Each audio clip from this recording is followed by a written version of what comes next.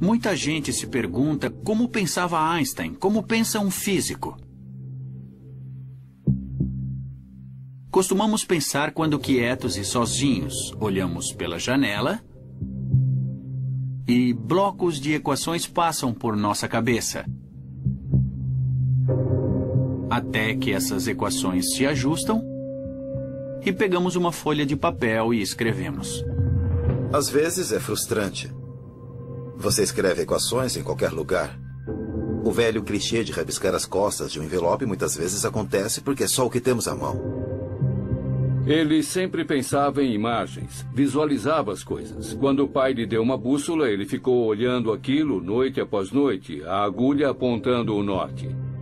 Ele disse que ficava com arrepios.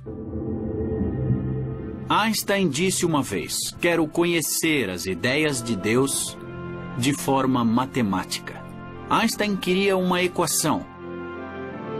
Talvez quisesse uma equação bem curta, que encapsulasse todas as leis da física.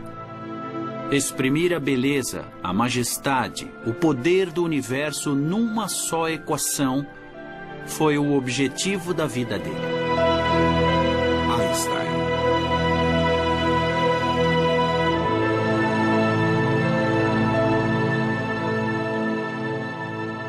Em 1900, Albert Einstein tinha 21 anos e era estudante na Escola Federal Politécnica de Zurique. Que esse jovem um dia se tornasse sinônimo de gênio era algo que não passava pela cabeça dos professores. Ele faltava muito. Os professores achavam que ele era um inútil. Em consequência, ele não arranjou emprego algum quando se formou. Ele até pensou em mudar de área e vender seguros. Já imaginou abrir a porta um dia e ver Albert Einstein lhe vender um seguro? Que desperdício! Einstein se achava um fracasso. Ele até escreveu para a família dizendo que talvez tivesse sido melhor ele não ter nascido. Ninguém falava do jovem Albert Einstein. Ele trabalhou como professor substituto em várias cidades, sempre por pouco tempo.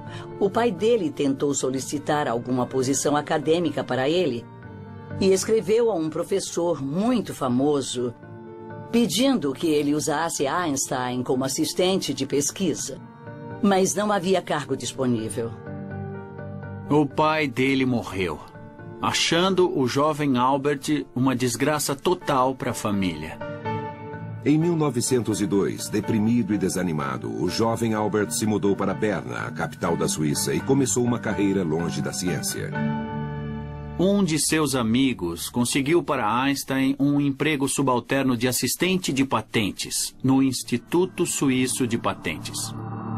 Em sua sala do terceiro andar, Einstein passava 6 dias por semana analisando pedidos de patente de todo tipo de inventos feitos ao governo suíço. Para analisar uma patente, ele tinha de sintetizar as muitas informações disponíveis à sua essência. Isso despertou nele suas habilidades de físico e ele começou a despachar rapidamente os pedidos que devia analisar. Ele não achava o trabalho extenuante, nem intelectualmente muito exigente. E isso deu a ele muito tempo para contemplar o universo. Ele nunca se tornaria tão bom numa universidade à sombra de algum professor. Estava muito melhor num banquinho no Instituto de Patentes, tentando imaginar como seria cavalgar um raio de luz. Daquele emprego, ele lançaria uma revolução que mudaria a história do mundo. Einstein soltava a imaginação, e isso mudaria profundamente nossa visão do universo. Em 1905, chamado Ano do Milagre de Einstein, ele publicou em suas horas vagas 4 artigos visionários, o primeiro dos quais respondia a uma velha pergunta: o que é a luz? O efeito fotoelétrico. O artigo, escrito por um total desconhecido, mostrava que a luz vinha de uma partícula chamada fóton. Usamos fótons em televisão, usamos em lasers. Em outro artigo, escrito aos 26 anos, Einstein postulava algo que hoje já temos por certo, a existência do átomo. Ninguém acreditava no átomo na época, mas ele provou que átomos podem fazer minúsculas partículas de pó se mover em meio líquido. E calculou o tamanho de átomos. Só esses artigos já dariam uma carreira notável a qualquer físico, mas Einstein estava só começando. Ele escreveu outro artigo com a famosa equação E é igual a mc ao quadrado. Isso simplesmente significa que energia pode se tornar matéria e matéria pode se tornar energia. A menor partícula de matéria pode conter uma enorme energia potencial, mas ela só é liberada por uma reação nuclear, do tipo que acontece constantemente no firmamento. Desde que o homem começou a olhar para o céu, ele se pergunta o que faz as estrelas brilharem. Mas foi preciso um Albert Einstein para responder a pergunta. A massa, m, se transforma na energia, E. Eis o motor que acende as estrelas. Hoje, E igual a mc ao quadrado é a equação mais famosa de Einstein, mas outra teoria que ele publicou no mesmo ano seria ainda mais importante e controvertida: a teoria especial da relatividade. Quando Einstein era adolescente, gostava de imaginar como seria cavalgar um raio de luz. Agora ele voltou a essa ideia e ela mudaria sua vida. Na primavera de 1905, Einstein estava andando de ônibus quando olhou para a famosa Torre do Relógio que domina Berna, na Suíça, e imaginou: o que aconteceria se meu ônibus estivesse viajando quase à velocidade da luz? Em sua imaginação, Einstein olhou para a Torre do Relógio e o que viu foi surpreendente. Ao alcançar a velocidade da luz, o relógio parecia estar parado. Mais tarde, Einstein escreveria: minha cabeça ferveu. De repente, todas as coisas, tudo começou a tomar forma. Einstein sabia que na Torre do Relógio o tempo passava normalmente. Mas na velocidade da luz em que seu ônibus estava, a luz já não podia alcançá-lo. Quanto mais depressa se movesse no espaço, mais devagar se moveria no tempo. Essa percepção fez nascer a teoria especial da relatividade de Einstein, que diz que o espaço e o tempo estão intimamente relacionados. De fato, eles são uma coisa só, um tecido flexível chamado espaço-tempo. Sentado em um ônibus público, Einstein acreditou ter vislumbrado o segredo do universo. Antes de Einstein, o espaço era um lugar onde não fazia nada. E onde havia coisas, as coisas ficavam nele. Agora, o tempo combinado ao espaço, ou o espaço-tempo, dá um entendimento mais dinâmico dessa arena onde tudo acontece. De certa forma, tudo se torna mais vivo. O que ele dizia soava muito diferente e muito estranho. Raramente algo tão radical fora publicado pelos jornais científicos europeus. Ele era um completo estranho à física do tempo dele. Estava na Suíça e era um mero assistente de patentes, mas era ambicioso o suficiente para pensar que podia desafiar o pensamento físico estabelecido na época. Um cientista sempre espera despertar grande euforia, que todos reconheçam e festejem o grande avanço na matéria. Mas isso raramente acontece. Qualquer que fosse o conceito de tempo, ele demorava a passar para Einstein no Instituto de Patentes. Ele mandava artigos a importantes jornais científicos e esperava as melhores reações, mas essas reações sempre demoravam muito a vir. Ele estava ansioso. Qual seria a reação da comunidade de físicos a esse grande artigo? Silêncio.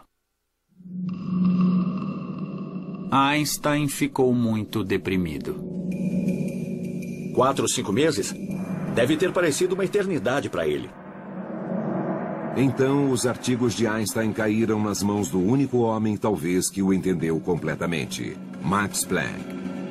Max Planck era o maior físico teórico da Europa. Planck era editor do periódico Anais de Física em Berlim. Era o jornal de física mais importante da época.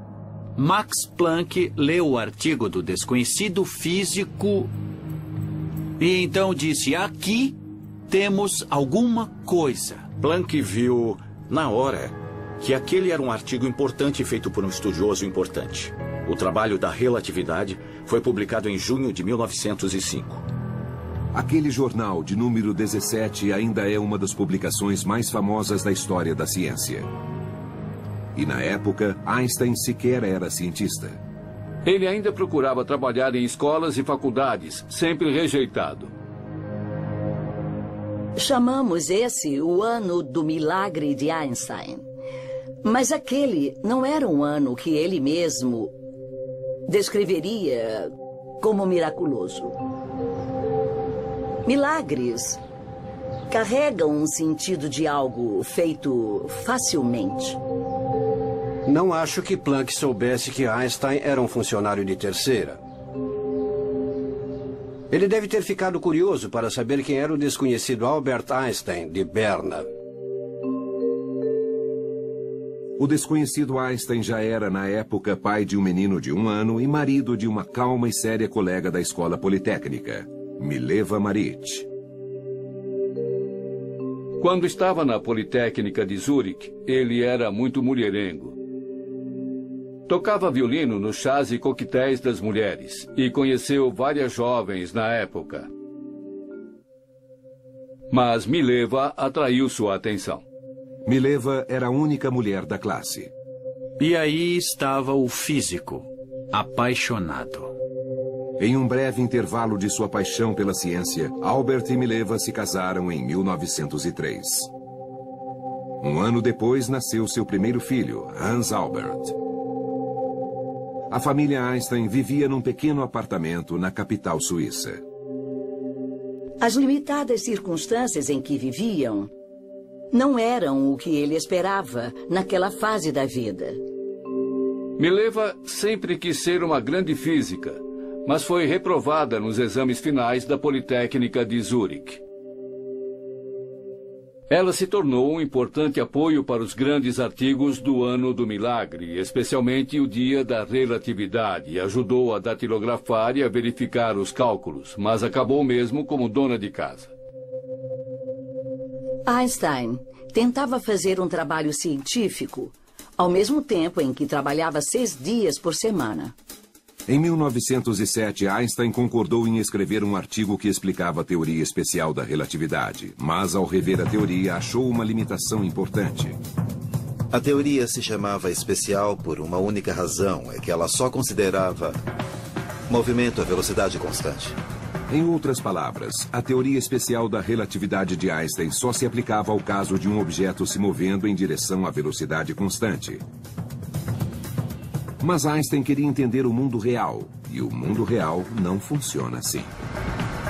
Einstein percebeu que a teoria falhava quando havia aceleração. Mas no nosso universo tudo se acelera. Algo na estrada, um avião a jato, um vagão de metrô, tudo no mundo é acelerado. Então havia um defeito na teoria especial.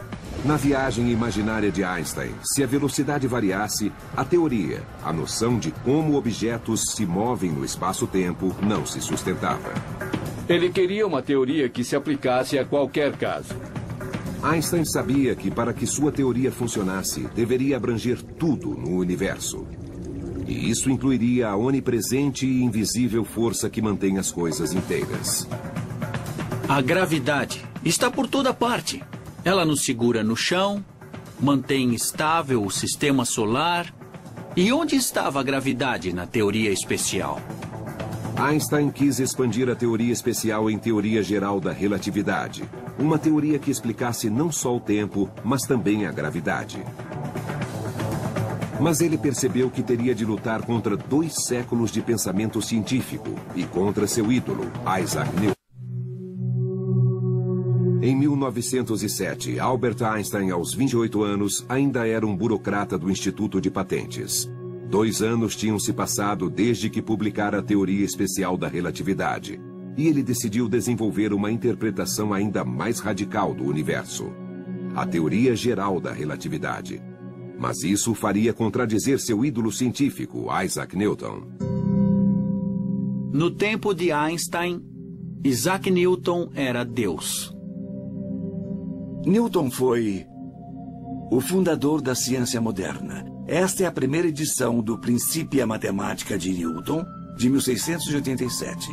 Este exemplar sem preço é um livro muito famoso que se tornou o fundamento da física universal por séculos. Até que Einstein subverteu o cenário. Passaram-se 250 anos desde que a maçã tinha caído da legendária árvore de Newton e lhe deu a inspiração para formular a lei da gravidade. Newton disse que se um objeto cai, é porque há uma força misteriosa chamada gravidade que o puxa para baixo. Mas o próprio Isaac Newton não estava satisfeito com isso. Objetos se movem quando empurrados, não puxados quando empurrados. Então, o que empurra isto? Newton não sabia. Então, simplesmente levantou as mãos e disse, não sei. Então, vou inventar uma coisa chamada força da gravidade. E Einstein disse que essa teoria não podia estar certa. Ele se preparou muito para isso, para que ele pudesse resolver o problema. Ele queria muito entender o universo inteiro. Max Planck disse a ele, você pode trabalhar na lei da gravidade, mas há 2 problemas. Você não terá êxito. É complicado demais. E se tiver, ninguém vai acreditar. Era uma tarefa extremamente difícil. E não se sabia nem por onde começar ou como tratar o assunto. Mas afinal, o que deu uma pista a ele foi seu velho e bom sistema de raciocinar. A experiência imaginária. Para nós, seria sonhar acordado, mas para ele era experiência imaginária, porque ele é Einstein. Ele estava na sala dele, no Instituto de Patentes, olhando pela janela, quando imaginou um homem trabalhando no telhado. E começou a imaginar o que aconteceria se o homem caísse do telhado. Então ele teve a maior ideia da vida dele. A maior de todas as inspirações. Ele teve a visão. O homem não estaria sentindo seu próprio peso. Ele não teria peso. E ele imaginou. Se você estivesse num elevador e alguém cortasse o cabo, o que aconteceria? Você cairia. Mas o elevador cairia à mesma razão. Então você está sem peso no elevador. Aí então Einstein entendeu. É como se desligassem a gravidade. O que acontece de fato? Não existe a chamada força da gravidade. A Terra curvou o espaço à minha volta e o espaço está me empurrando nesta cadeira. O próprio espaço pode ser curvado. Que conversa maluca! O espaço é ajustável. Ele seria maleável. O espaço-tempo é maleável. É algo flexível que pode ser deformado. Você coloca um objeto no espaço e ele distorce o espaço ao redor dele. Por que a Terra gira em torno do Sol? Muita gente diria que é porque a gravidade do Sol puxa a Terra com força para ele, em um círculo. Errado. A Terra gira em torno do Sol porque o Sol distorceu o espaço à volta da Terra e o espaço empurra a Terra para o Sol. Ele tinha uma nova teoria da gravidade, uma nova teoria para o universo. Einstein publicou suas ideias sobre a gravidade. Ao mesmo tempo, seus trabalhos sobre o átomo chamaram a atenção. Como resultado, em 1911, ofereceram a ele um cargo de cientista na Universidade de Zurique. E aos 32 anos, o assistente de patente saiu de Berna para se tornar, pela primeira vez, o professor Albert Einstein. Começaram a se dar conta de que os artigos do Ano do Milagre de 1905 deviam estar corretos e Einstein começou a ser convidado para as palestras de Solvay que reuniam os maiores cientistas da Europa.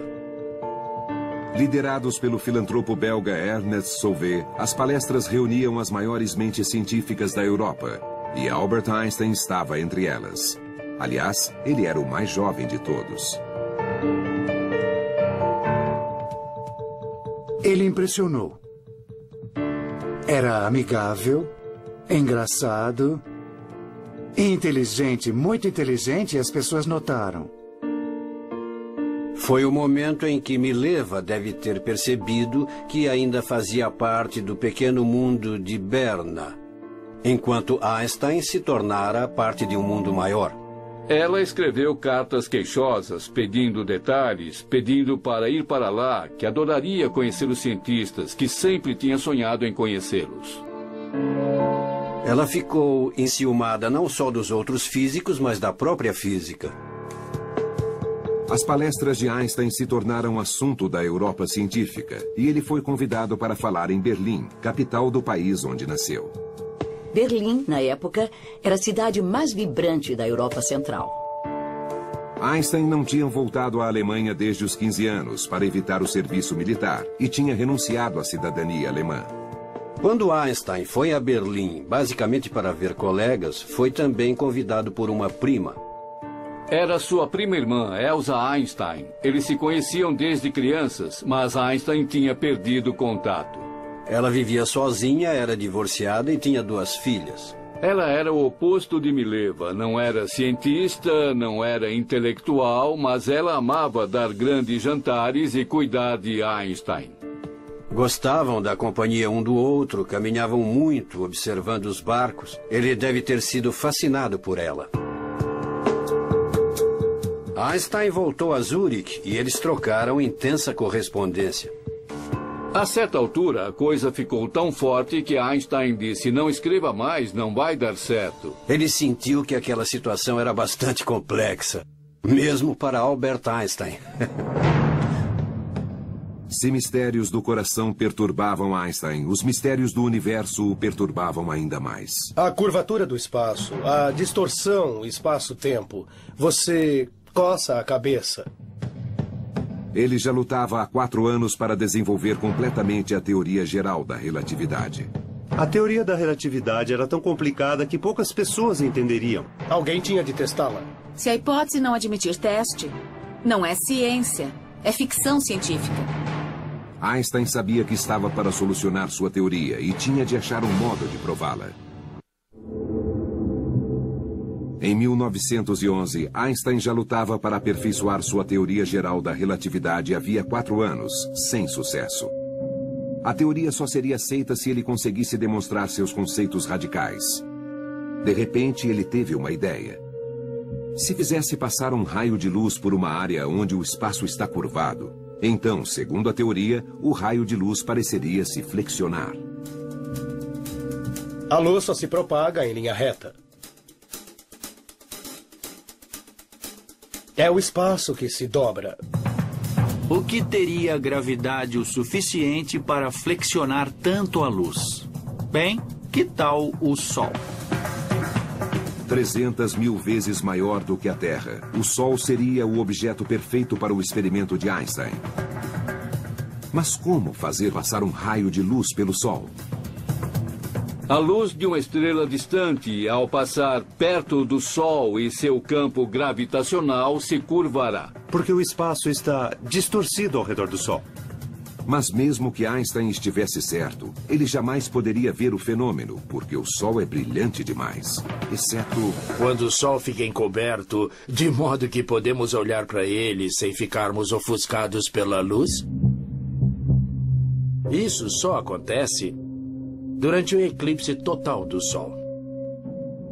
O Sol fica assim, desse jeito, bloqueado pela Lua, e então as estrelas aparecem. Ele imaginou que se o Sol estiver aqui, se houver estrelas aqui atrás, e se a luz vier em sua direção, ela se curvará. E para os seus olhos, vai parecer que as estrelas se afastaram. A luz passando pelo Sol é algo que qualquer um pode entender. Na verdade, ninguém queria aceitar isso como ponto pacífico, até que alguém provasse o fato com uma foto. Então, o que você faz? Recorre aos astrônomos, aos astrofísicos. Nosso laboratório é o universo inteiro. Em 1912, Einstein acreditou estar finalmente a ponto de provar sua teoria tão global e provocativa. Ele publicou um prognóstico revolucionário e fez um apelo ao mundo da astronomia. Pediu que os astrônomos saíssem e medissem, que achassem um eclipse para observar. Nada aconteceu. Ele escreveu pessoalmente renomados astrônomos. Tentou interessá-los, mas acho que ficou desanimado, porque descobriu que os astrônomos normalmente são pessoas muito ocupadas com coisas a fazer e não largam tudo a um pedido qualquer. Mesmo de Einstein. Foi um contratempo frustrante e amargo para Einstein. Mas então, no Observatório de Berlim, um jovem assistente respondeu ao chamado. Era um apaixonado e insolente jovem que se dispôs a ir, literalmente até o fim do mundo por Einstein. Seu nome era Erwin Finlay Freundlich. Freundlich tinha um pouco mais de 20 anos, queria fazer um nome. E ele sentiu que essa podia ser uma oportunidade. O assunto era bastante novo, era muito importante e ele queria participar. Eu vi a carta-resposta de Einstein para Freundlich e ele demonstrava muita animação. Vocês, astrônomos, podem ser de grande ajuda para encontrar a prova da teoria da relatividade. Quem escreveu foi o Sr. Einstein, tentando fazer alguém trabalhar para ele, porque precisava disso. Ele soube que Freundlich ia se casar com Katia, sua noiva. E que iam passar a lua de mel nos Alpes. Então Einstein disse, venham a Zurich e vamos ver. Freundlich estava em plena lua de mel, mas foi se encontrar com Einstein. Ele procurou pela janela do trem e lá estava ele, Einstein. Ele o reconheceu, porque usava um chapéu de palha e estava num local bem visível. Aí estava o famoso Einstein, com quem se correspondeu como tinha previsto e que lhe daria uma grande oportunidade. Finalmente, iria conhecê-lo. Então ele pulou do trem, lhe apertou a mão e ficaram animados. Assim que o casal tirou a bagagem do trem, todos foram para Frauenfeld, um subúrbio. Para sua surpresa, os recém-casados passavam sua lua de mel num auditório, ouvindo Einstein. E no meio da palestra, Einstein disse, precisamos da experiência do eclipse e a pessoa indicada está na nossa audiência. Seu nome é Erwin Freundlich e ele está ali. E Freundlich se levantou para ser visto pelo público presente. Ele se sentiu estimulado ao ser apresentado na palestra.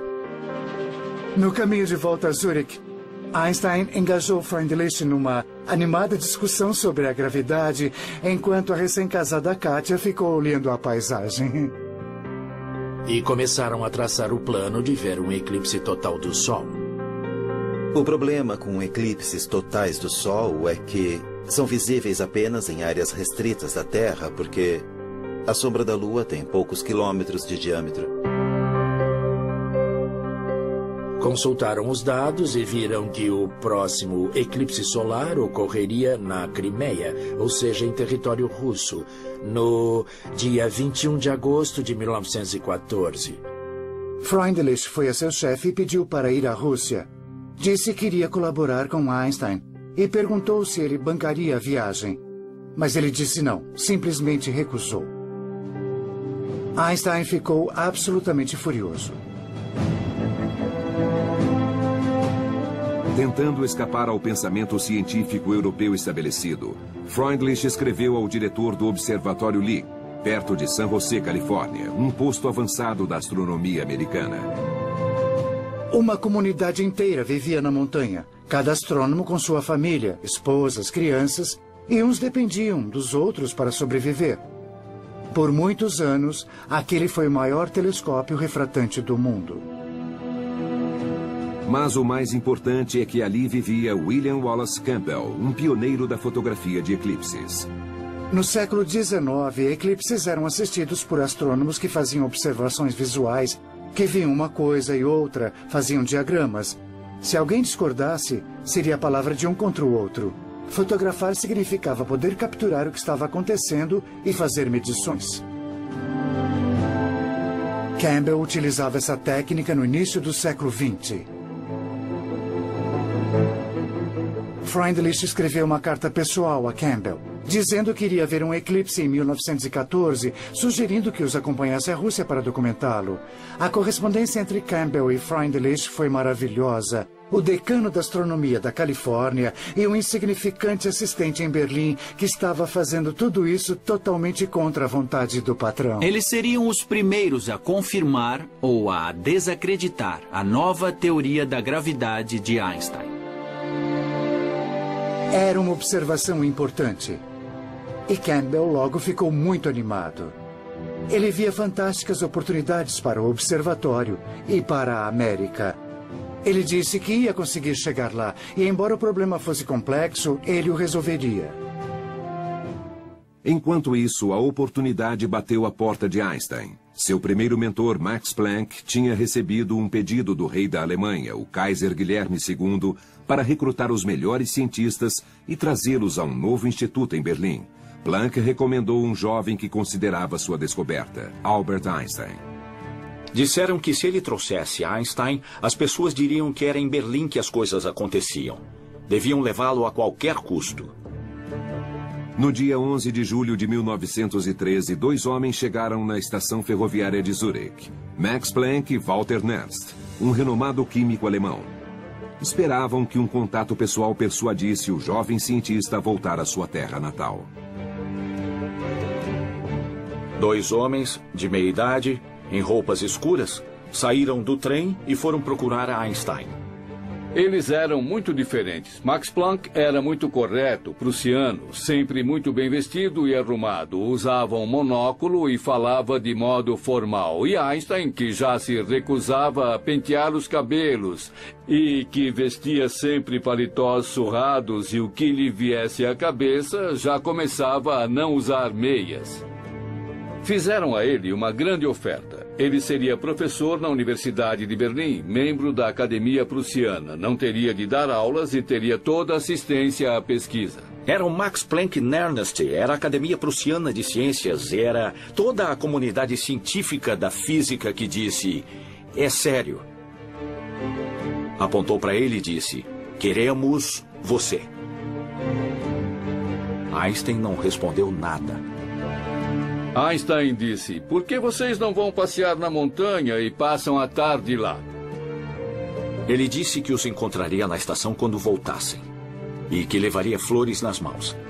Se elas fossem vermelhas, ele iria à Alemanha. Se fossem brancas, ele não iria. E até logo. Defendo a tese de que Einstein retardou a resposta a esse pedido, em parte porque queria viver o prazer de ser insistentemente procurado. Mas também é verdade que essa não era uma decisão rápida nem simples. Como sempre fazia, quando tinha um problema grave, Einstein saiu para caminhar. Zurique era confortável, oferecia muito. Difícil abandonar uma cidade assim. A mulher dele queria ficar em Zurique. Por outro lado, ofereceram a ele o melhor emprego possível. E havia outra coisa que atraía Einstein a Berlim. A certa altura, ele recebeu um cartão de aniversário. Era Elsa escrevendo para ele.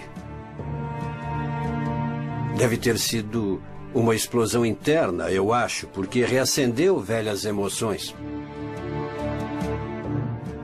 Planck e Nernst voltaram à estação ferroviária e Einstein estava lá. Foi um momento dramático, mas um momento dramático voluntário. Havia mesmo um toque dramático. Ele segurava flores. Eles olharam e as flores eram vermelhas. Einstein disse: senhores, irei à Alemanha.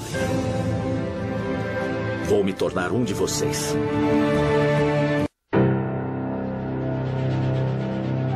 Em abril de 1914, o mundo de Einstein parecia brilhar.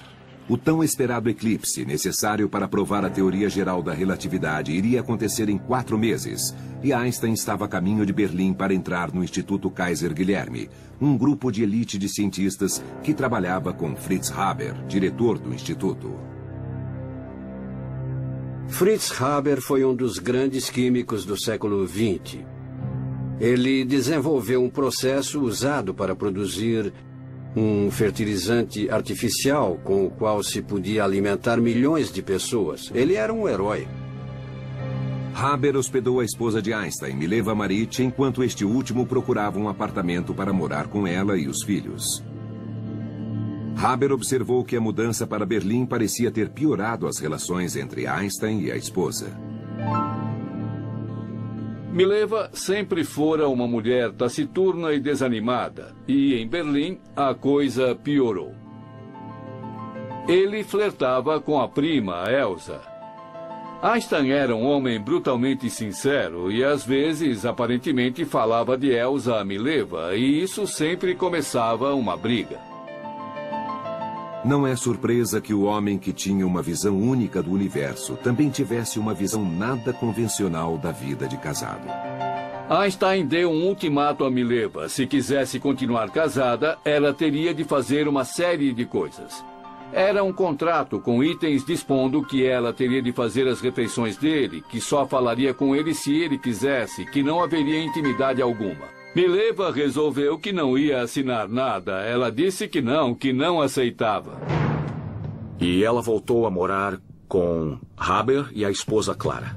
Naquela época, Haber funcionou como mensageiro e negociador. Ele tentava mantê-los juntos, tentava fazer com que talvez chegassem a um acordo. Os dois respeitavam Haber. Mas os esforços de Haber para salvar o casamento de Einstein falharam. A decisão de se separar se tornou irrevogável, isso mesmo sem divórcio. Sem dinheiro para manter duas casas, mas confiante, Einstein fez a Mileva uma ousada proposta. Ele fez uma proposta. Ele disse: um desses dias, um de meus trabalhos vai ganhar um prêmio Nobel. Se você me der o divórcio, darei o dinheiro a você. O montante do prêmio era realmente grande. Ela poderia ficar rica e poderia voltar a Zurique com os filhos. Ele tinha certeza de que ganharia um Nobel. Mas Mileva não estava tão segura. Ela era cientista e sabia avaliar as chances, e consultou Fritz Haber. Ela decidiu aceitar a proposta. Mileva pegou os dois meninos e Einstein a acompanhou junto com Fritz Haber. Einstein teve que ir à estação para se despedir de seus filhos. Ele começou a chorar. Haber nunca o tinha visto chorar. Foi um momento realmente arrasador para ele. E Haber foi a pessoa que estava ali naquela hora para lhe dar apoio. Einstein condicionou o futuro dos filhos a ganhar o prêmio Nobel, uma aposta muito incerta. Ele dependia de Erwin Freundlich e William Campbell para lhe trazer fotos do eclipse total do Sol, para poder ver como as estrelas parecem se mover. Pouco antes de se despedir de Mileva e dos meninos, Einstein teve outra despedida na estação de Berlim. Freundlich ia partir com dois amigos para Berlim. Einstein foi para lá muito ansioso. Freundlich e dois colegas iam partir para uma longa e arriscada jornada, carregando câmeras astronômicas e pesados equipamentos. Eles iam tomar um trem para ir até Crimeia, em território russo. Freundlich e Campbell esperavam maximizar a chance de pegar tempo bom e tirar boas fotos do eclipse, acampando em lugares diferentes. Freundlich se colocou no sudeste da Crimeia, enquanto Campbell ficou perto de Kiev. Ambos estavam determinados, apesar dos constantes e assustadores boatos de guerra. E o pior aconteceu. Em 28 de junho de 1914, o arquiduque Francisco Ferdinando da Áustria foi assassinado. O Kaiser alemão declarou guerra à Rússia e a expedição de Einstein se viu subitamente ameaçada. Einstein ficou realmente preocupado. Einstein não tinha como avisá-los. Ele não sabia o que ia acontecer. Então, na floresta da Crimeia, a guerra chegou ao acampamento de Freundlich. De repente, Freundlich viu policiais russos de uniforme chegarem e exigirem seus papéis. Seu coração disparou. Os russos vieram para ver o que estavam fazendo e viram que se tratava de alemães com um telescópio. Começaram a destruir o equipamento. Deixem meu equipamento, eu tenho que observar um eclipse. Isso é nosso agora. Seu país declarou guerra ao nosso. Você não tem nada a dizer. Eles foram presos na hora, sem perguntas, e foram considerados espiões. Sr. Freundlich, o senhor é prisioneiro de guerra. O quê? Campbell? Um americano. Era neutro. E os russos permitiram que continuasse observando o eclipse. Eles chegaram até ali, gastaram muito dinheiro, sobreviveram ao fato de a guerra eclodir. Mas as nuvens estragaram tudo. Fracasso total. Não só Campbell não pôde tirar as fotografias, como foi forçado a abandonar seu equipamento de última geração. Por ser americano, ele não foi preso, mas voltou para casa como um homem derrotado. Campbell disse que queria voltar para casa pela porta dos fundos e não queria ver ninguém. Einstein, em Berlim, ficou arrasado. As expedições fracassaram. Freundlich e equipe foram feitos prisioneiros de guerra da Rússia por vários meses. Para Einstein foi um desastre. A prova de sua revolucionária teoria geral da relatividade lhe escapava entre os dedos.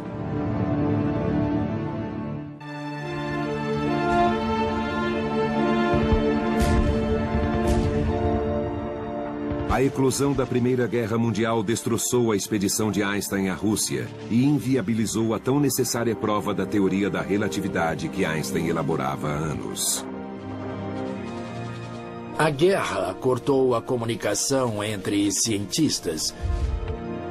O livre intercâmbio de ideias parou de repente.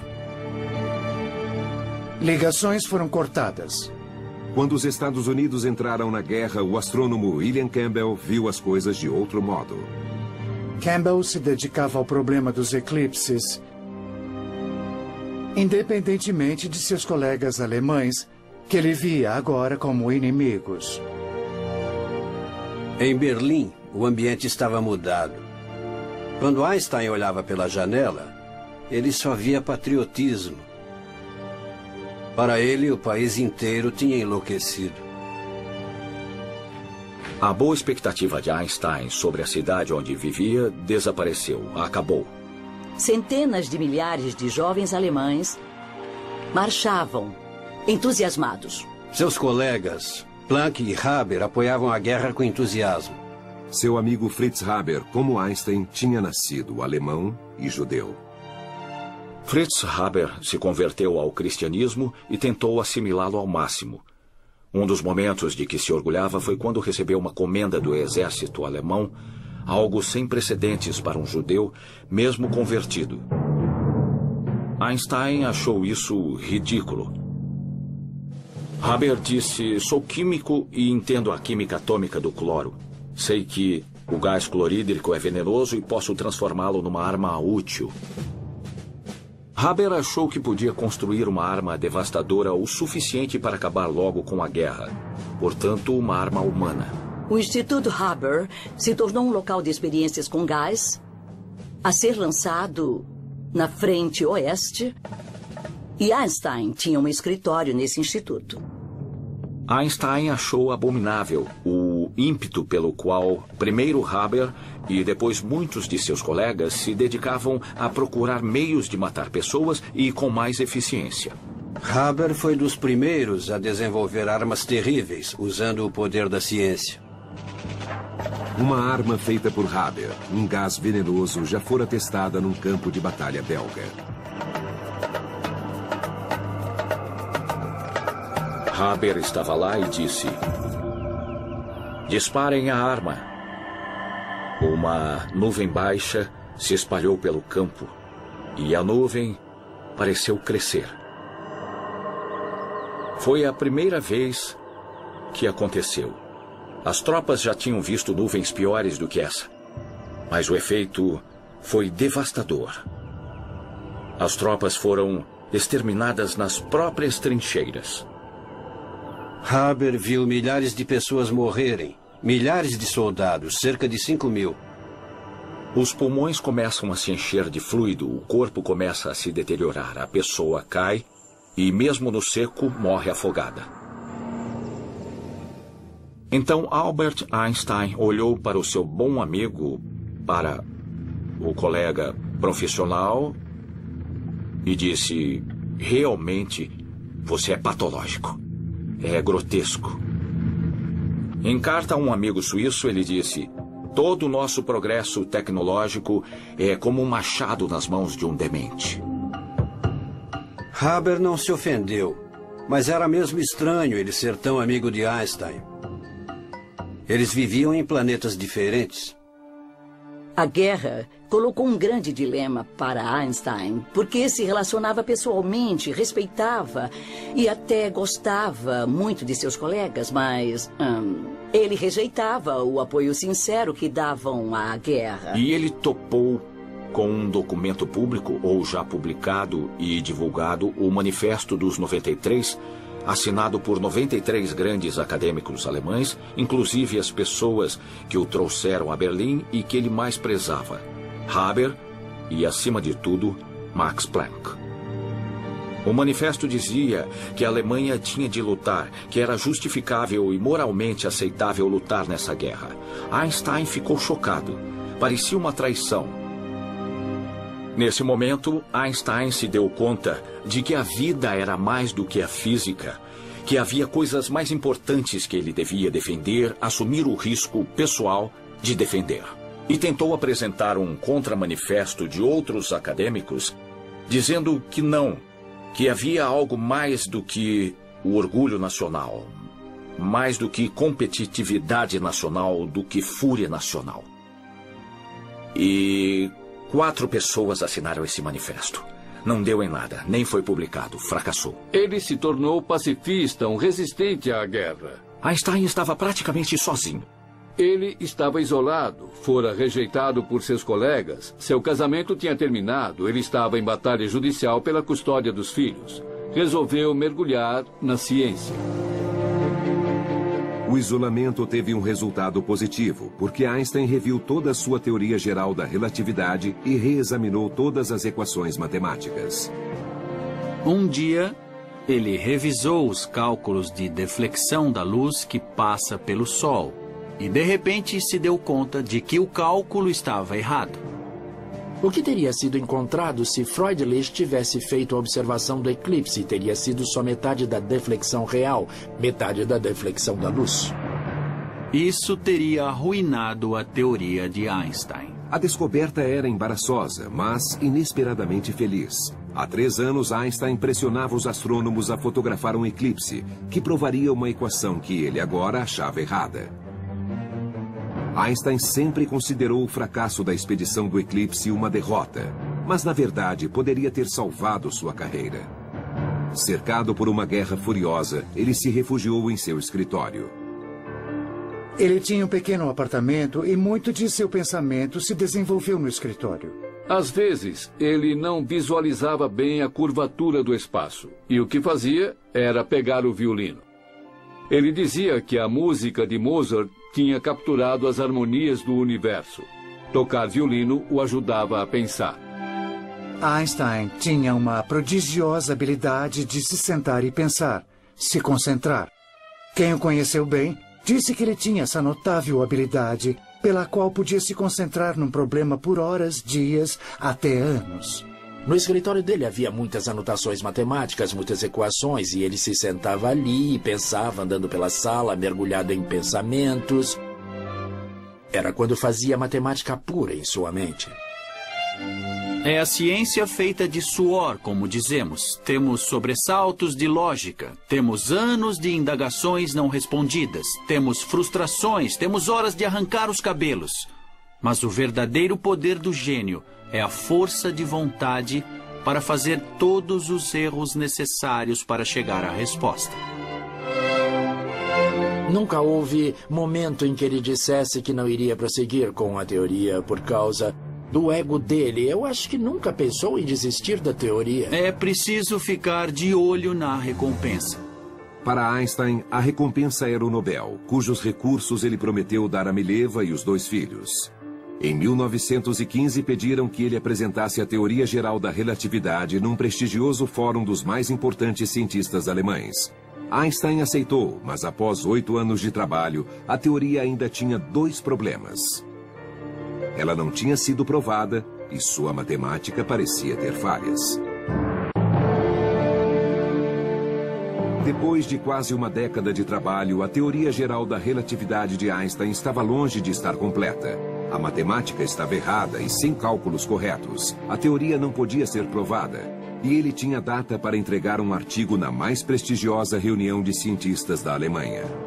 A Academia Prussiana era um lugar formidável, um lugar que sabia seu nível de excelência e também seu significado histórico. Nas reuniões semanais era visível o esforço de alguns dos maiores pensadores alemães em agir como se a guerra não fosse o que era. Einstein devia apresentar sua teoria geral da relatividade. Mas o problema é que ela ainda não estava pronta. No outono de 1915, Einstein não conseguia pensar em mais nada. Estava completamente focado em achar a solução do quebra-cabeça que o ocupava havia mais de 8 anos. Einstein queria conceber equações que descrevessem como o espaço se curva. E trabalhava nisso dia e noite. Se olharmos de perto, é tentativa e erro. Não era um matemático que joga ideias, entende? Fórmulas perfeitas nas folhas do caderno.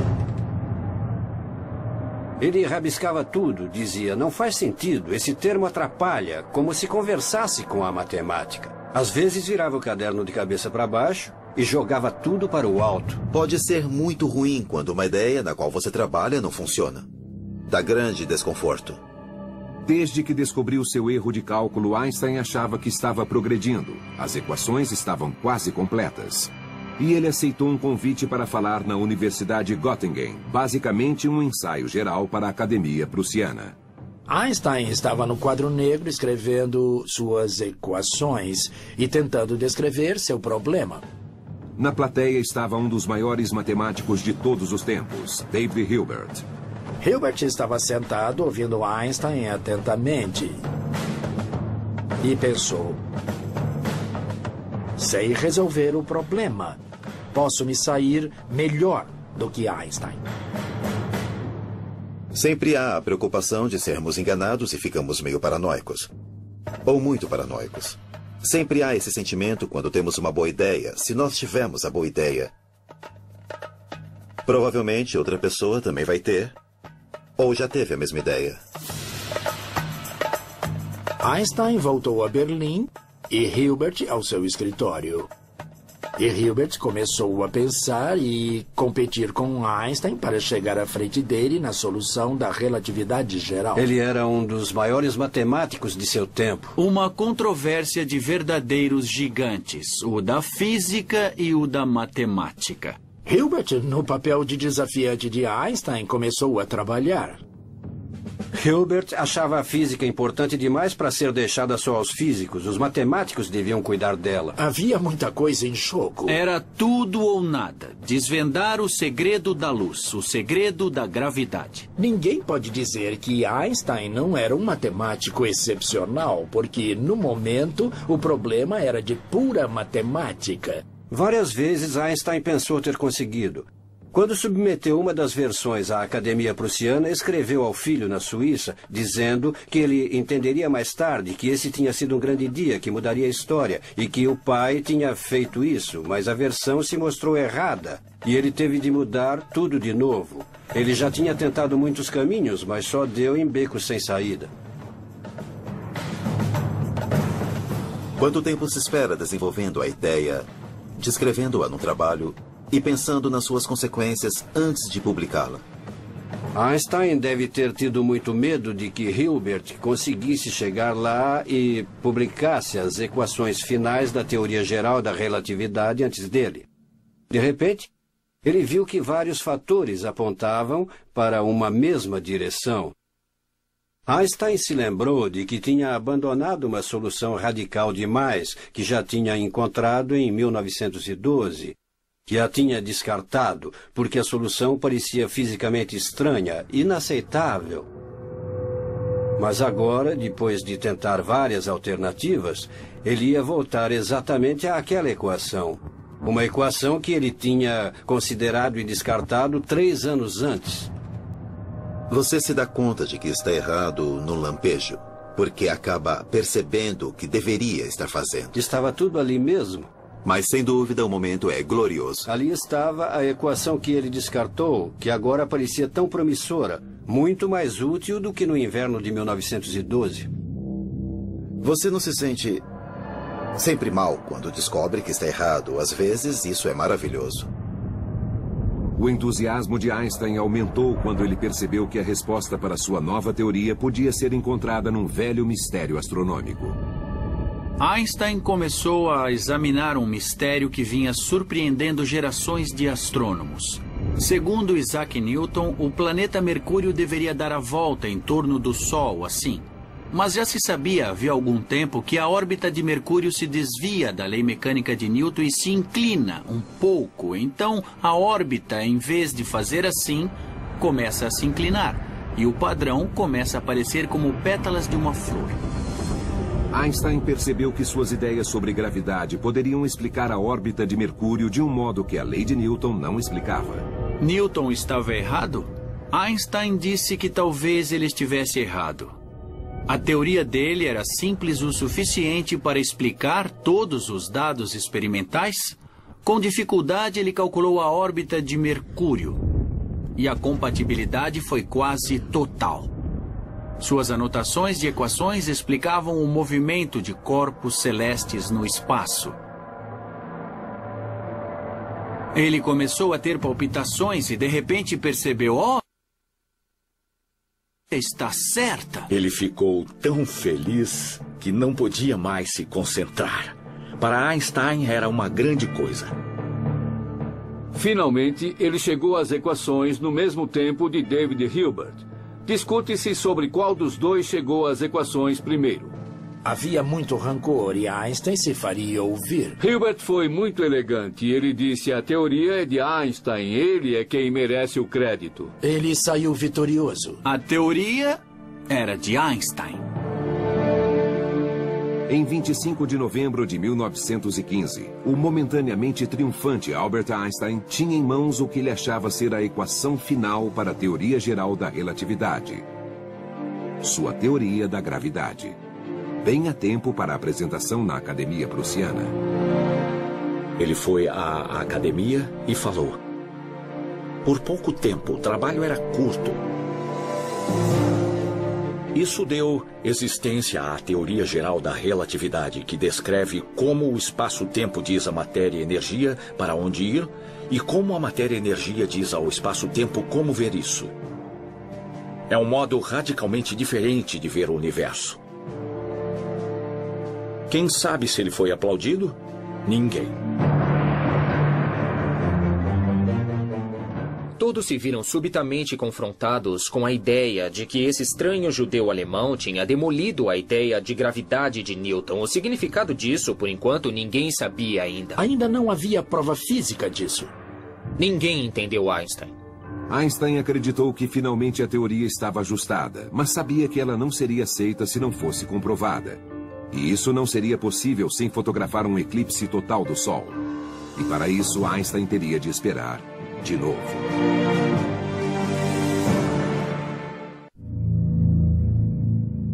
Einstein publicou sua teoria geral da relatividade em 1916, com as equações matemáticas corrigidas. Mas ainda havia muito trabalho a ser feito. Ele precisava fotografar um eclipse solar raro para provar a exatidão da teoria. Mas na arruinada Berlim, agora sob bloqueio inglês, até as necessidades mais básicas eram difíceis. À volta dele, Berlim era uma cidade empobrecida. Até a fome sobreveio e havia distúrbios. No meio de um inverno rigoroso, a intensa produtividade de Einstein cessou repentinamente. Ele parou porque estava exausto e doente. Tinha problemas de estômago. Ele estava muito, muito doente. Ele escreveu que não comia, que não conseguia dormir, e ele sucumbiu a um esgotamento físico e mental. Einstein se retirou para um pequeno apartamento em Berlim. A prima Elsa se tornou sua enfermeira e salvadora. Elsa cozinhava para ele, levava-lhe comida e finalmente o convenceu a ir morar com ela. Enquanto a saúde de Einstein estava nas mãos de Elsa, sua teoria estava nas mãos dos astrônomos. Um deles, que teria importante papel, estava na Universidade de Cambridge, na Inglaterra. Arthur Eddington era um cientista muito religioso que frequentava reuniões de Quakers numa pequena casa em frente da universidade. Numa dessas reuniões sempre muito concorridas, sentado calmamente estava Arthur Eddington, chefe do Observatório de Cambridge, reconhecidamente uma das mentes mais brilhantes do mundo em astronomia. A guerra tinha levado muitos colegas Quakers de Edenton, apesar de quase todos se oporem à guerra e se recusarem a lutar contra os alemães. Ele era um dos poucos homens que restaram, ele e as mulheres. Dia após dia, os homens desapareciam dos bancos. Não porque viajassem para lutar na guerra, mas porque eles eram presos por se recusarem a lutar na guerra. O anti-germanismo prejudicou a comunicação científica. Edenton não sabia da nova teoria de Einstein até fevereiro de 1916, quando recebeu da Holanda, neutra na guerra, um pacote do astrônomo Willem de Sitter, contendo uma cópia do trabalho de Einstein que ele tinha traduzido para o inglês. Eddington abriu o pacote e logo viu que se tratava de algo de extrema relevância científica. E ele respondeu a de Sitter: ninguém sabe disso na Inglaterra, ninguém. E ele pediu a de Sitter que lhe falasse de Einstein. E de Sitter disse que Einstein não gostava da guerra e que ele tinha até escrito um manifesto contra a guerra. E quando Eddington soube disso, declarou: perfeito. Isso é muito importante. Temos de fazer alguma coisa. A missão se tornou mais do que uma indagação científica. Como Einstein, Eddington estava isolado por causa de suas convicções políticas. E Eddington tomou esse desafio científico como um caminho para mostrar que cientistas, ainda que de lado inimigos, podiam se apoiar por uma causa maior. Eddington disse que a relatividade era a teoria científica mais importante desde Newton e foi criada por um alemão. Melhor ainda, por Einstein, um brilhante cientista pacifista. O objetivo dele era mostrar ao mundo e aos colegas que o inglês podia apoiar sim um cientista alemão. E a expedição para fotografar um eclipse era a oportunidade perfeita. Mas as forças de alinhamentos interplanetários não esperariam o fim da guerra. O próximo eclipse total ocorreria em junho de 1918 e não seria visível na Inglaterra, de onde Eddington não podia sair. No entanto, seria visto no estado de Washington, praticamente no quintal de um homem que já passou muitas vezes por isso, William Campbell, do Observatório Lick, da Califórnia. Haveria outro eclipse em 1918, não muito longe do Observatório Lick, em Goldendale, Washington, no oeste. Se Campbell pudesse fotografar o eclipse, poderia ser a primeira pessoa a determinar se a teoria de Einstein estava certa ou não. Como havia uma guerra em andamento, ninguém mais podia ir. Os europeus não podiam mandar uma expedição. Então ele tinha o campo aberto. Mas Campbell tinha um problema. Eles estavam sem equipamento, que ficara retido na Rússia. Campbell tinha sido forçado a abandonar suas câmeras de última geração na Crimeia em 1914, quando estourou a Primeira Guerra Mundial, e teve de improvisar. Campbell pôde reunir algum equipamento no observatório, uma lente aqui, uma objetiva ali, e conseguiu um par de câmeras para Goldendale. O grupo de Lick foi forçado a usar equipamentos precários. Campbell não teve escolha a não ser correr o risco. Ele iria observar um eclipse total sozinho e poderia nunca mais ter uma oportunidade igual. A equipe foi para Goldendale, Washington, e se preparou para o eclipse. Era perto de casa, então a família toda foi. O objetivo de Campbell era fotografar as estrelas que emergissem no breve intervalo em que o Sol estivesse encoberto pela Lua. Mas no sábado, 8 de junho de 1918, parece que o universo, novamente, não estava disposto a revelar seus segredos. Nuvens surgiram e parecia que não haveria observação alguma, como aconteceu na Rússia, o que era péssimo. De repente, no último momento, quando precisavam de céu claro, as nuvens se foram. Campbell começou a fotografar o espetáculo. Começa quando a Lua parece entrar em contato com o Sol e começa a se mover por cima da face do Sol. O Sol fica menor, cada vez menor, até o último momento, quando a luz do Sol, na verdade, passa pelos vales e entre as montanhas da Lua.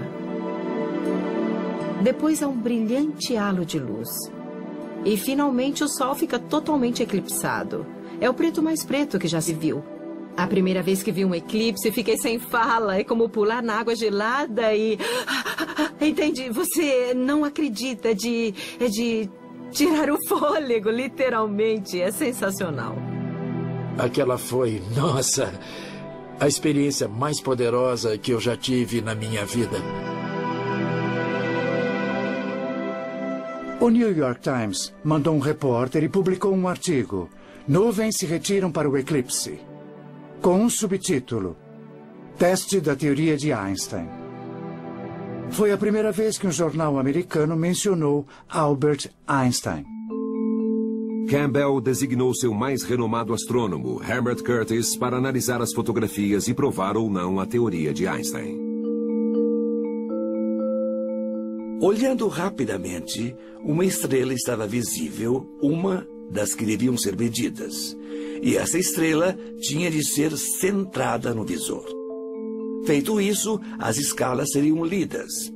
O eixo dos X e o dos Y, e um posicionamento muito preciso seria atribuído à estrela. Pelos números, poderiam ser determinado se a estrela parecia ter mudado de posição. Einstein prognosticou que o espaço distorcido à volta do Sol criaria uma ilusão de ótica e faria parecer que a estrela se moveu para fora, apesar de levemente. Einstein predisse que seria menos de 1 milímetro.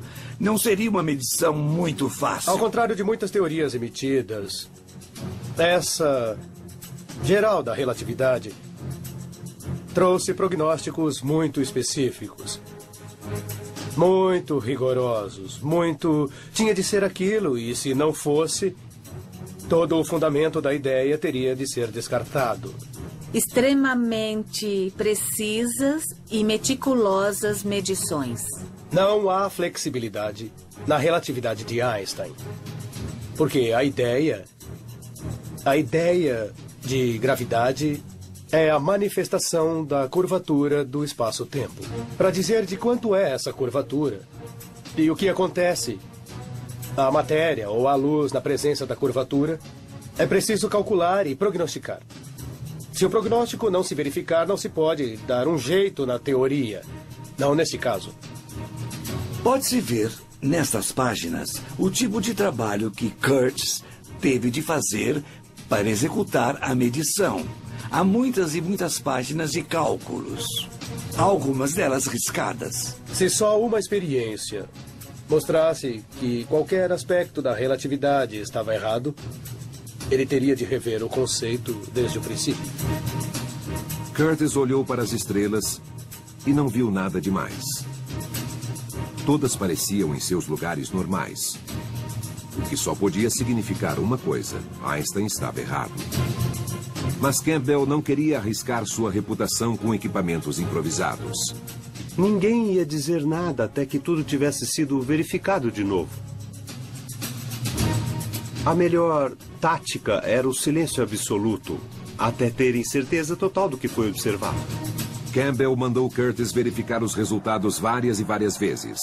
Enquanto Curtis trabalhava no alto do Monte Hamilton, a Europa afundava no caos. A ordem na Europa mudou completamente. 3 impérios se desintegraram num período de poucas semanas. Em 9 de novembro de 1918, o Kaiser Guilherme abdicou ao trono. Einstein anotou no seu diário: aulas suspensas por causa de uma revolução. Assim que a guerra terminou, os cientistas alemães, inclusive Einstein, ainda não podiam viajar, mas Eddington podia. Einstein ficou sabendo que ele iria à África para fotografar um eclipse solar esperado para 29 de maio de 1919. Quando Eddington saiu de Cambridge, os corredores estavam cheios das muletas e bengalas dos estudantes que voltavam, mas que estavam aleijados ou mutilados. Ele saiu sem glória e partiria para sua aventura sozinho. Eddington acreditava em Einstein e esperava trazer as provas de sua controvertida teoria. Mas na Califórnia, o astrônomo William Campbell já se preparava para entregar seus próprios resultados, e as notícias não pareciam boas. Em 2 frentes e 2 continentes, a prova da teoria de Einstein estava agora na balança. Em fevereiro de 1919, no topo do Monte Hamilton, na Califórnia, William Campbell analisava e reanalisava chapas fotográficas que pareciam indicar que a teoria geral da relatividade de Einstein, sua teoria da gravidade, estava errada. Mas Campbell tinha um concorrente na pessoa do astrônomo britânico Arthur Eddington, que ia fotografar um eclipse na África. Eddington saiu da Inglaterra rumo ao sul. Ele tinha quase 40 anos e viajar naqueles dias não era confortável. Ele ia para os trópicos e em pleno verão. Deve ter sido bastante desagradável. Em maio de 1919, depois de 10 semanas no mar, Eddington e seu assistente chegaram às praias de Príncipe, uma pequena ilha da costa oeste africana. A malária era um problema, havia cobras venenosas e ele tinha de abrir caminho em plena selva. Levaram um mês para construir um telescópio no meio da selva. No dia do eclipse, chovia torrencialmente e Eddington ficou arrasado. A decepção foi fenomenal. Mas, de repente, surpresa. As nuvens se abriram e ele viu a lua preta. Tinham que começar a tirar as fotos já. Ligaram o dispositivo, o espelho começou a girar e colocaram uma chapa fotográfica no final do telescópio. A chapa segurava o filme e tinha de ser fixada no telescópio, tudo corretamente alinhado. Tirar a chapa, colocar a nova, tirar a chapa, colocar a nova. Isso tantas vezes quanto possível. Era uma tremenda corrida, mas vamos ficar calmos, manter a compostura. Havia grande possibilidade de esquecer a capa da lente, de fazer a exposição incorreta, de fazer um erro qualquer. E isso arruinaria a carreira dele. O tempo passava depressa, eram preciosos segundos e ele não se importava muito com o fato de estar escurecendo, ocupado em achar as estrelas que estivessem ali, bem perto do Sol. Ele ficou tão ocupado com o telescópio e trocando chapas fotográficas que ele praticamente trabalhou às cegas. Ele basicamente teve que confiar que algo ia aparecer nas chapas. Como Campbell antes dele, Eddington estava para ter uma grande decepção. Ele descobriu que as chapas eram inúteis. Nuvens haviam obscurecido quase todas as estrelas de todas as chapas. Mas as últimas tinham algumas estrelas. O que acabou lhe dando a esperança de poder salvar alguma coisa. Imagina Eddington nessa ilha remota, sentado com um micrômetro, um instrumento de medida analisando. Disciplina fenomenal. Fazer essa medição é difícil. Estamos sentados aqui sob uma grossa camada de atmosfera. A luz vem dos confins do universo. E então é sacudida e serpenteia pela atmosfera. E quando você chega a ver a luz da estrela, que pode ser um pequeno ponto de luz, ela é uma mancha. Uma mancha. Logo ficou claro que a tarefa seria muito difícil. Fazer medições precisas no meio da selva. Ele mal via a hora de voltar à Inglaterra, mas levaria meses para voltar. Einstein esperava ansiosamente. Recebia muitas cartas de amigos e colegas perguntando se havia alguma notícia. Mas as relações entre a Inglaterra e a Alemanha eram muito frias, e Einstein achou que não seria apropriado ele escrever a qualquer astrônomo inglês para perguntar o que estava acontecendo. Eddington voltou ao Observatório de Cambridge ao mesmo tempo em que Campbell chegou a Londres. Campbell ia se dirigir à Real Sociedade de Astronomia, uma organização que existia desde o tempo de Newton, e levava consigo os resultados secretos de sua expedição ao eclipse no ano anterior.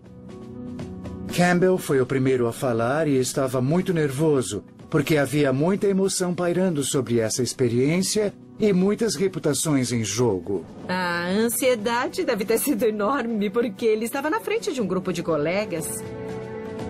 Sempre há esse momento. O momento em que você está perante seus pares. Você nunca se acha realmente preparado. Muito medo. Finalmente, Campbell anunciou os resultados. Ele disse que Einstein estava errado e que o Observatório Lick confirmara isso. Mas a palestra se tornou dramática quando um telegrama de Eddington chegou. Seus resultados preliminares indicavam o contrário. Os ingleses iam dizer que Einstein estava certo. Eddington ainda tinha cálculos a fazer e não estariam prontos antes de 2 meses. Mas quis falar a essa reunião especial da Real Sociedade. Todos observavam. Campbell disse que Einstein estava errado. Os ingleses disseram que ainda não se sabia, mas que ele poderia estar certo. Para quem tinha acabado de dar um golpe mortal em Einstein, Campbell estava ficando muito nervoso naquela sala.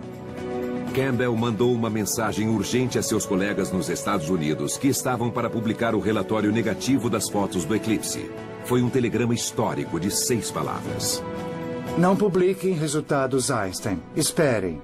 Campbell.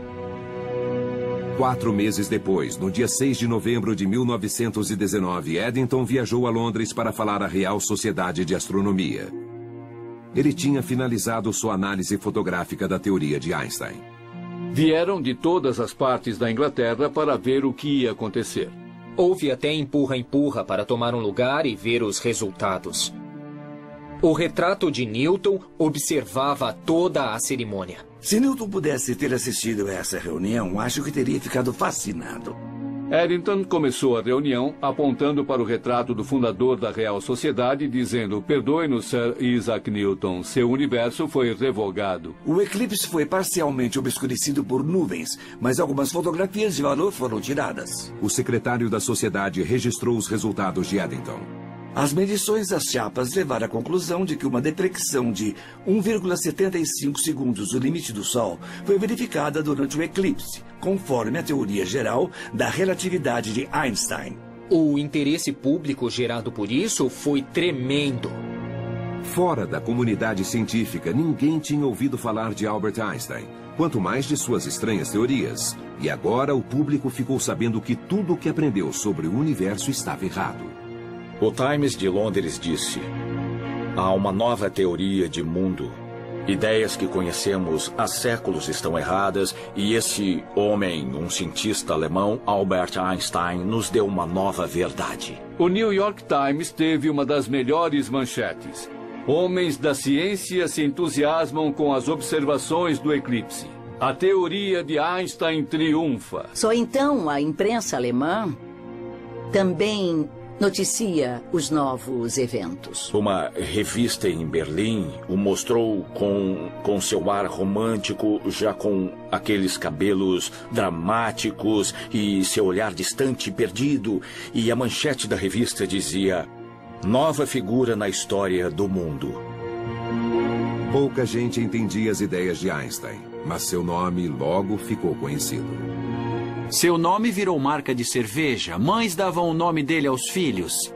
O próprio Einstein nunca pensou que sua obscura teoria da gravidade pudesse excitar a imaginação do público.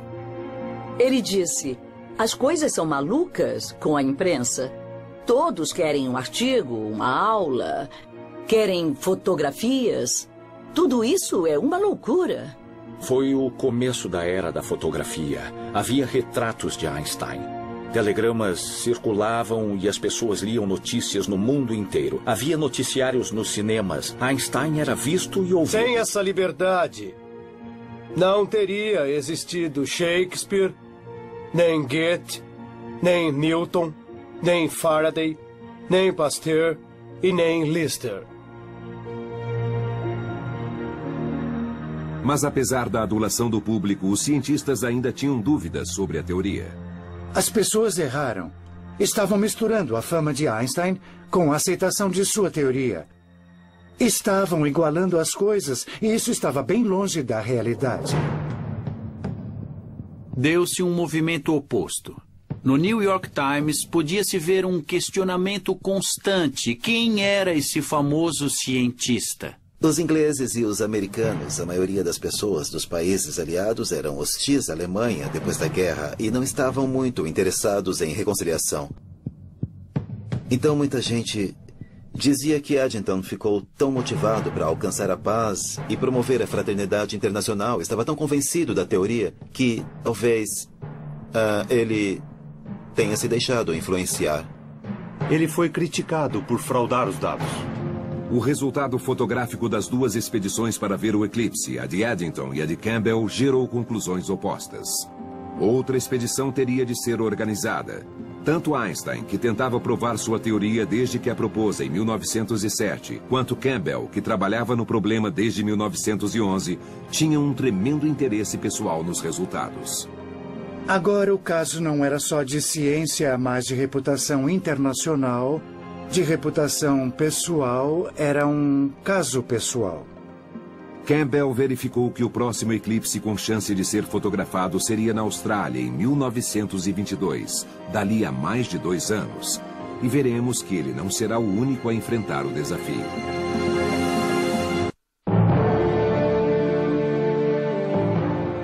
Em 1921, aos 42 anos, Albert Einstein se tornou o primeiro superastro da ciência. Einstein deu uma espécie de volta ao mundo da vitória. Nos Estados Unidos, chegavam notícias do meio do Atlântico. Einstein estava a caminho.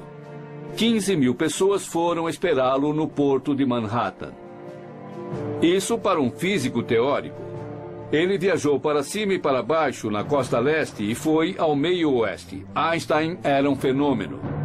Mas o mais importante para Einstein é que a comunidade científica ainda debatia se sua teoria era correta. E quanto mais atenção Einstein recebia, mais dúvidas lançavam. Einstein ficou exposto a críticas constantes de sua teoria da relatividade.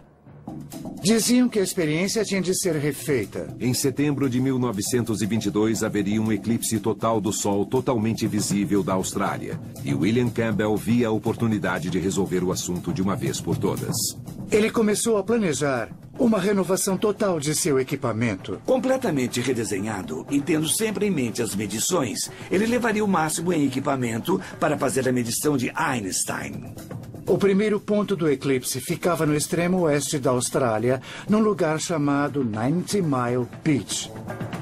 Mas desta vez, Campbell não era o único a perseguir esse objetivo. 7. Eu disse 7 expedições foram à Austrália. Os ingleses mandaram uma expedição. Freundlich comandou uma também. Foi sua primeira chance desde a Rússia. John Evershed, um astrônomo britânico que estava na Índia, também foi. Os canadenses mandaram uma expedição e foram mais 2 expedições australianas. Muita concorrência para Campbell. Os ingleses e Freundlich pegaram nuvens. Um dos australianos não conseguiu dado nenhum porque seu equipamento era ruim.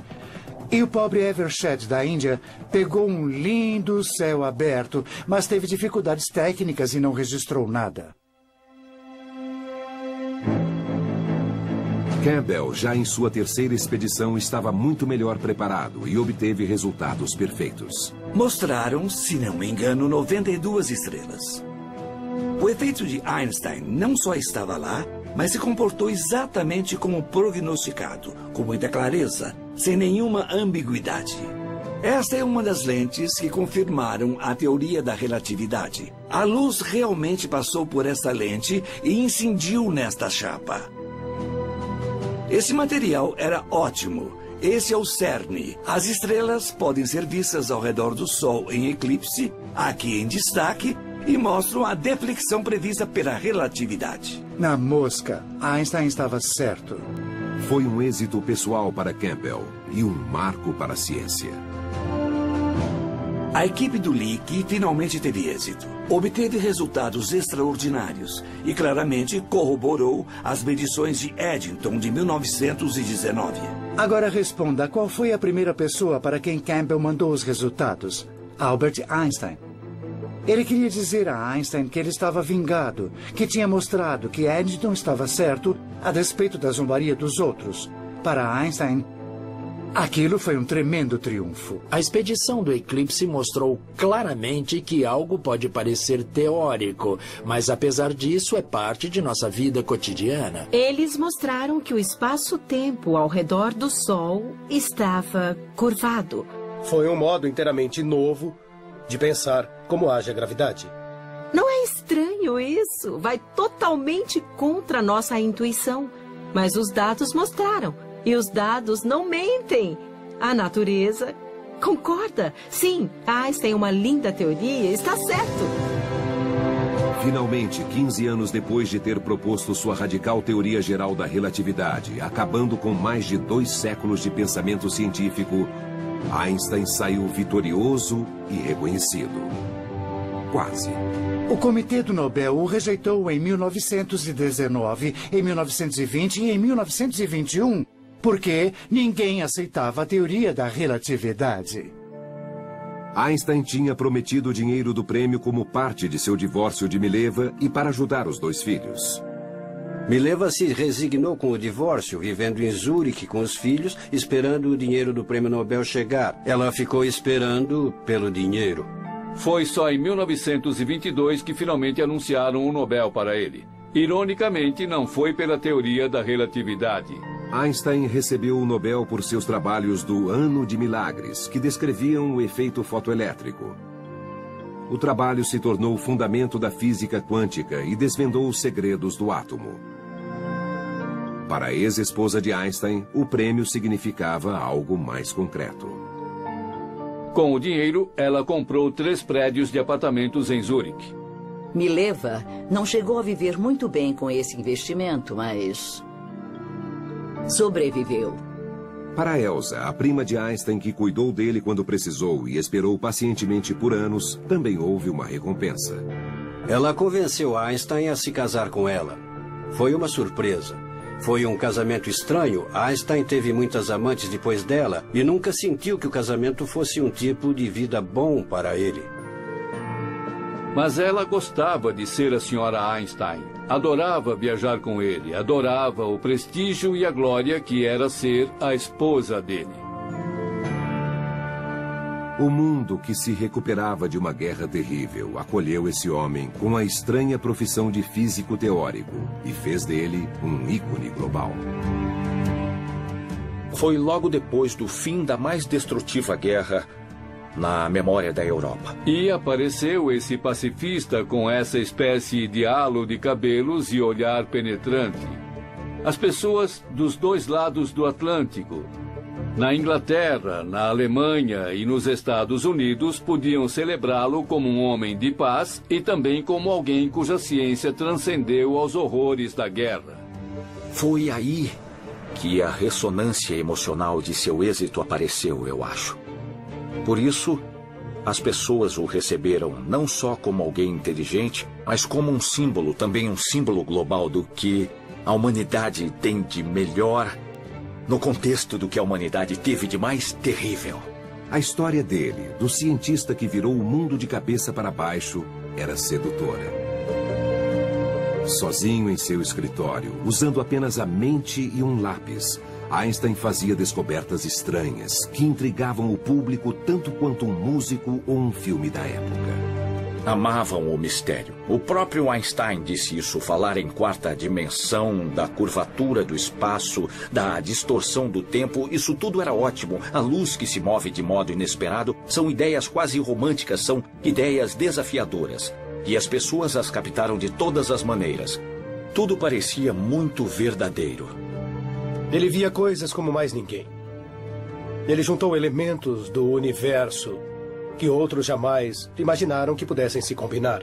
Essa teoria é uma das maiores realizações da mente humana. Se pensarmos bem, toda a nossa era atual, a era do raio laser, das telecomunicações, dos satélites, essa era foi aberta pelo trabalho de Albert Einstein. Por exemplo, buracos negros, ou estrelas de nêutrons, ou o próprio Big Bang, não podem ser descritos corretamente sem a teoria da relatividade de Einstein. Ela é bonita, simples e profunda. E as melhores teorias do universo são assim. Einstein morreu em 1955, aos 76 anos. Mas mais de meio século depois, o homem e suas teorias continuam a capturar a imaginação popular e a inspirar. Ele foi um homem que, pelo poder de seu intelecto, pelo grande poder de sua mente, pôde se erguer acima da pobreza, acima da guerra e da discórdia, e se tornar uma das maiores figuras da história da humanidade. E isso é inspirador, porque não é preciso nascer bonito, não é preciso ter muitos músculos, não é preciso ter nascido especial. Podemos ter êxito usando o poder absoluto de nosso intelecto. Para mim, isso sempre foi como um raio de luz.